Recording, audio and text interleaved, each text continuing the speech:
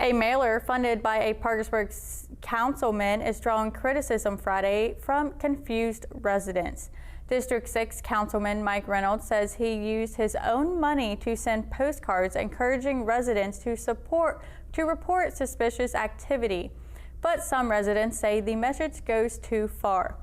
One resident, Eric Engel, says he and his wife each received a flyer in their names this week. The mailer encourages residents to report what it calls drug activity like late-night visitors and promotes anonymous reporting. Engel says residents already have ways to report concerns, including calling police or 911 in emergencies. He also questions whether there's evidence of widespread crime problems in District 6 that would justify the mailing. Engel tells us he believes the flyers could be politically motivated and could change how neighbors view each other.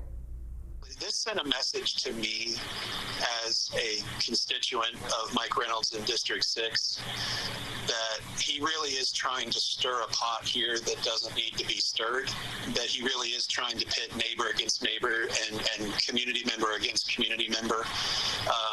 And I just think that this is just nonsensical.